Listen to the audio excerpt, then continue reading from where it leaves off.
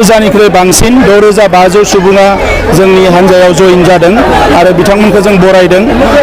BTR ओनसोलाव 3 बोसोरनिख्रुइ बांसिन सरकार सामलायनायनि उनाव दिनै गासैबो हारि माहारिनि रायजो राजाफ्रा बुजि मोनदों जे इउपिपिएल हान्जाया बेवहाय गोजोन आरो खौसेथिनि थाखायनो फैदों आरो जौगानायनि खामानि मावनोनो फैदों आरो बयबो रायजो राजाखौ लानानै आवगायलांनो थाखायनो माखासे खामानि मावदों आरो अलरेडि माखासे जेंनाफ्रा सुस्रांजाबाय।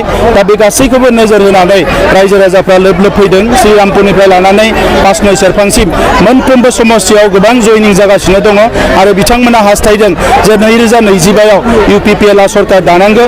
दा नंखायनो गासिबो हारिनि रायजो राजाफ्रा लोब लोब जोंनि दोलोआव हाबफैगासिनो दङ।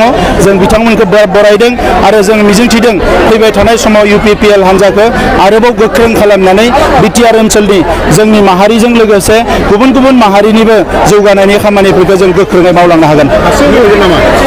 बिनि थासारिया फैयाखै, उनाव रायलायगोन। जिहेतु जोंहा केन्द्रआव इउपिपिएल बिजेपिनि सरकार दङ, राज्योआवबो इउपिपिएल बिजेपिनि सरकार दङ आरो काउन्सिलावबो इउपिपिएल बिजेपिनि सरकार दङ।